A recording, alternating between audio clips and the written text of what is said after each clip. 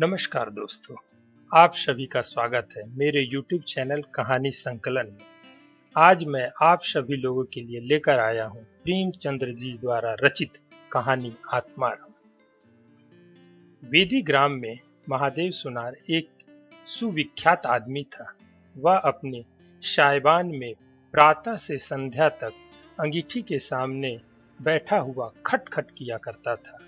लोग लगातार यह ध्वनि सुनने के इतने अभ्यस्त हो गए थे कि जब किसी कारण से बंद हो जाती तो जान पड़ता था जैसे कोई चीज गायब हो गई। वह नित्य प्रति एक बार प्रातः काल अपने तोते का पिंजड़ा लिए भजन गाता हुआ तालाब की ओर जाता था। उस धुंधले प्रकाश में उसका जर्जर शरीर, पोपला मुंह, झुकी हुई कमर देखकर किसी अपरिचित मनुष्य को उसके पिशाच होने का भ्रम हो सकता था। ज्यों ही लोगों के कानों में आवाज जाती, सत गुरुदत्त शिवदत्त दाता, लोग समझ जाते कि भोर हो गई। महादेव का पारिवारिक जीवन सुखमय न था। उसके 3 पुत्र थे, 3 बहुएं थी, दर्जनों नाती पोते थे, लेकिन उसके बोझ को हल्का करने वाला कोई न था। लड़के कहते, जब तक दादा जीते हैं हम जीवन का आनंद भोग लें, फिर तो यह ढोल गले पड़ेगी ही। बेचारे महादेव को कभी कभी निराहार ही रहना पड़ता। एक दिन संयोगवश किसी लड़के ने पिंजड़े का द्वार खोल दिया। तोता उड़ गया। महादेव ने सिर उठाकर जो पिंजड़े की ओर देखा तो उसका कलेजा सन्न हो गया। तोता कहाँ गया? उसने फिर पिंजड़े को देखा, तोता गायब था। महादेव घबराकर उठा और इधर उधर खपरेलों पर निगाह दौड़ाने लगा। उसे संसार में कोई वस्तु अगर प्यारी थी तो वह था यही तोता। लड़के वालों नाती पोतों से उसका जी भर गया था। तोता एक खपरेल पर बैठा था। महादेव ने पिंजरा उतार लिया और उसे दिखाकर कहने लगा, आ सत गुरुदत्त शिवदत्त दाता। लेकिन गांव और घर के लड़के एकत्र होकर चिल्लाने और तालियां बजाने लगे। ऊपर से कौवों ने कांव कांव की रट लगाई। तोता उड़ा और गांव के बाहर निकलकर एक पेड़ पर जा बैठा। महादेव खाली पिंजड़े लिए उसके पीछे दौड़ा। सो दौड़ा, लोगों को उसकी द्रुतगामिता पर अचंभा हो रहा था। मोह की इससे सुंदर, इससे अजीब, इससे भावमय कल्पना नहीं की जा सकती। दोपहर हो गई थी। किसान लोग खेतों से चले आ रहे थे। उन्हें विनोद का अवसर मिला। महादेव को चिढ़ाने में सभी को मजा आता था। किसी ने कंकड़ फेंके, किसी ने तालियां बजाई। तोता फिर उड़ा और वहां से दूर आम के बाग में एक पेड़ की फुनगी पर जा बैठा। महादेव फिर खाली पिंजरा लिए मेढक की भांति उचकता चला। बाग में पहुंचा तो पैर के तलुओं से आग निकल रही थी। सिर चक्कर खा रहा था। जब जरा सावधान हुआ तो फिर पिंजड़े उठाकर कहने लगा, सत गुरुदत्त शिवदत्त दाता। तोता फुनगी से उतरकर नीचे की एक डाल पर आ बैठा, किंतु महादेव की ओर सशंक नेत्रों से ताक रहा था। महादेव ने समझा डर रहा है। वह पिंजड़े को छोड़कर आप एक दूसरे पेड़ की आड़ में छिप गया। तोते ने चारों ओर गौर से देखा, निशंक हो गया, उतरा और आकर पिंजड़े के ऊपर बैठ गया। महादेव का हृदय उछलने लगा। सत गुरुदत्त शिवदत्त दाता का मंत्र जपता हुआ धीरे धीरे तोते के सामने आया और लपका कि तोता को पकड़ ले, किंतु तोता हाथ न आया। फिर पेड़ पर जा बैठा। आधी रात गुजर गई थी। सहसा वह कोई आहट पाकर चौंका। देखा एक दूसरे वृक्ष के नीचे एक धुंधला दीपक जल रहा है और कई आदमी बैठे हुए आपस में कुछ बातें कर रहे हैं। वे सब चिलम पी रहे थे। तंबाकू की महक ने उसे अधीर कर दिया। उच्च स्वर से बोला, सत गुरुदत्त शिवदत्त दाता, और उन आदमियों की ओर चिलम पीने चला गया। किंतु बंदूक की आवाज सुनते ही जैसे हिरन भाग जाते हैं, उसी प्रकार उसे आते देख सब के सब उठकर भागे। कोई इधर गया, कोई उधर।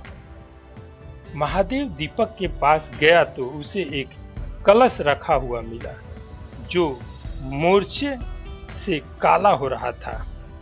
महादेव का हृदय उछलने लगा। उसने कलशे में हाथ डाला तो मोहरे थी। उसने एक मोहर बाहर निकाली और दीपक के उजाले में देखा, हाँ, मोहरे थी। उसने तुरंत कलशा उठा लिया, दीपक बुझा दिया और पेड़ के नीचे छिपकर बैठा रहा। साह से चोर बन गया। उसे फिर शंका हुई, ऐसा न हो चोर लौट आवे और मुझे अकेला देखकर मोहरे छीन लें। उसने कुछ मोहरे कमर में बांधी, फिर एक सूखी लकड़ी से जमीन की मिट्टी हटाकर गड्ढे बनाए, उन्हें मोहरों से भरकर मिट्टी से ढक दिया। अकस्मात उसे ध्यान आया, कहीं चोर आ जाए तो मैं भागूंगा क्यों?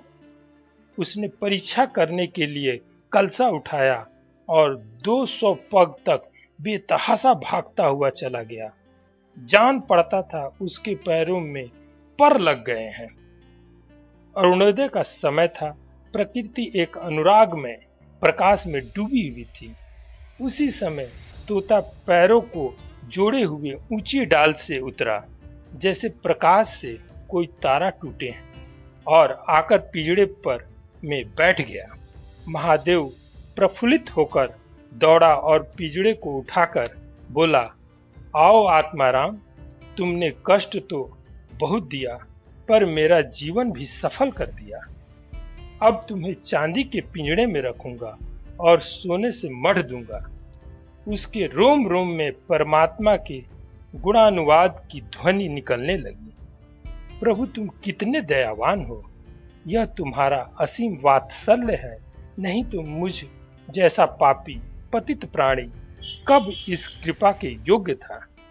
इन पवित्र भावों से उसकी आत्मा विवल हो गई। वह अनुरक्त होकर कह उठा, सत गुरुदत्त शिवदत्त दाता, राम के चरण में चित लागा। उसने एक हाथ में पिंजड़ा लटकाया, बगल में कलसा दबाया और घर चला। महादेव घर पहुंचा तो अभी कुछ अंधेरा था। रास्ते में एक कुत्ते के सिवा और किसी से भेंट न हुई, और कुत्ते को मोहरों से विशेष प्रेम नहीं होता। उसने कलसे को एक नाद में छिपा दिया और उसे कोयले से अच्छी तरह ढककर अपनी कोठरी में रख आया। जब दिन निकल आया तो वह सीधे पुरोहित के घर पहुंचा। पुरोहित पूजा पर बैठे सोच रहे थे, कल ही मुकदमे की पेशी है और अभी तक हाथ में कौड़ी भी नहीं। यजमानों में कोई सांस भी नहीं लेता। इतने में महादेव ने पलागन की। पंडित जी ने मुंह फेर लिया। यह अमंगल मूर्ति कहां से आ पहुंचा, मालूम नहीं दाना भी मयस्सर होगा या नहीं। रुष्ट होकर पूछा, क्या है जी, क्या कहते हो? जानते नहीं हम इस समय पूजा पर रहते हैं? महादेव ने कहा, महाराज, आज मेरे यहाँ सत्यनारायण की कथा है। पुरोहित जी विस्मित हो गए। कानों पर विश्वास न हुआ। महादेव के घर कथा होना उतनी ही असाधारण घटना थी जितनी अपने घर में किसी भिखारी के लिए भीख निकालना। पूछा, आज क्या है? महादेव बोला, कुछ नहीं, ऐसी इच्छा हुई कि आज भगवान की कथा सुन लो। प्रभात से ही तैयारी होने लगी। वेदी के निकटवर्ती गांव में सुपारी फिरी। कथा के उपरांत भोज का भी न्योता था। जो सुनता आश्चर्य करता, आज रेत में दूब कैसे जमी। संध्या समय सब लोग जमा हो गए और पंडित जी अपने सिंहासन पर विराजमान हुए तो महादेव खड़ा होकर उच्च स्वर में बोला, भाइयों, मेरी सारी उम्र छल कपट में कट गई। मैंने न जाने कितने आदमियों को दगा दी, कितने खरे को खोटा किया, पर अब भगवान ने मुझ पर दया की है। वह मेरे मुंह की कालिख को मिटाना चाहता है। मैं आप सब भाइयों से ललकार कर कहता हूं कि जिसका मेरे जिम्मे जो कुछ निकलता हो, जिसकी जमा मैंने मार ली हो, जिसके चोखे माल को खोटा कर दिया हो, वह आकर एक एक कौड़ी चुका ले। अगर कोई यहाँ न आ सका हो तो आप लोग उससे जाकर कह दीजिए, कल से 1 महीने तक जब जी चाहे आए और अपना हिसाब चुकता कर ले। गवाही साखी का काम नहीं। सब लोग सन्नाटे में आ गए। कोई मार्मिक भाव से सिर हिला कर बोला, हम कहते न थे। किसी ने अविश्वास से कहा, क्या खाकर भरेगा, हजारों का टोटल हो जाएगा। एक ठाकुर ने ठिठोली की, और जो लोग सुरधाम चले गए। महादेव ने उत्तर दिया, उनके घर वाले तो होंगे। किंतु इस समय लोगों को वसूली की उतनी इच्छा न थी जितनी यह जानने की इसे इतना धन मिल कहां से गया। किसी को महादेव के पास आने का साहस न हो। देहात के आदमी थे, गड़े मुर्दे उखाड़ना क्या जाने। फिर प्रायः लोगों को याद भी न था कि उन्हें महादेव से क्या पाना है, और ऐसे पवित्र अवसर पर भूल चूक हो जाने का भय उनका मुंह बंद किए हुए था। सबसे बड़ी बात यह भी कि महादेव की साधुता ने उन्हें वशीभूत कर लिया था। अचानक पुरोहित जी बोले, तुम्हें याद है मैंने एक कंठा बनाने के लिए सोना दिया था, तुमने कई मासे तौल में उड़ा दिए थे। महादेव, हाँ याद आया है। आपका कितना नुकसान हुआ होगा? पुरोहित, 50 रुपये से कम ना होगा। महादेव ने कमर से 2 मोहरें निकाली और पुरोहित जी के सामने रख दी। पुरोहित जी की लोलुपता पर टिकाएं होने लगी। यह बेईमानी है। बहुत हो तो 2-4 रुपये का नुकसान हुआ होगा। बेचारे से 50 रुपये ऐंठ लिए। नारायण का भी डर नहीं। बनने को पंडित, पर नियत ऐसी खराब। राम राम। लोगों को महादेव पर एक श्रद्धा सी हो गई। 1 घंटा बीत गया, पर उन सहस्त्रों मनुष्यों में से एक भी खड़ा न हुआ। तब महादेव ने फिर कहा, मालूम होता है आप लोग अपना अपना हिसाब भूल गए हैं, इसलिए आज कथा होने दीजिए। मैं 1 महीने तक आपकी राह देखूंगा। इसके पीछे तीर्थ यात्रा करने चला जाऊंगा। आप सब भाइयों से मेरी विनती है कि आप मेरा उद्धार करें। 1 महीने तक महादेव लेनदारों की राह देखता रहा। रात को चोरों के भय से नींद न आती। अब वह कोई काम न करता। शराब का चस्का भी छूटा। साधु अभ्यागत जो द्वार पर आ जाते, उनका यथा योग्य सत्कार करता। दूर दूर उसका सुयश फैल गया। यहाँ तक कि महीना पूरा हो गया और एक आदमी भी हिसाब लेने न आया। अब महादेव को ज्ञान हुआ कि संसार में कितना धर्म, कितना सद्व्यवहार है।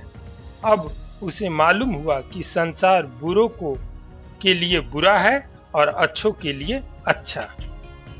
इस कहानी के माध्यम से रचनाकार ने समाज में यह संदेश देना चाहा है कि किसी व्यक्ति के साथ बुरा व्यवहार नहीं करना चाहिए, बल्कि सदैव ईश्वर में विश्वास रखते हुए अपने कर्म पर ध्यान देना चाहिए। अगर यह कहानी आप सभी को अच्छी लगे तो इस चैनल को लाइक और सब्सक्राइब जरूर करें।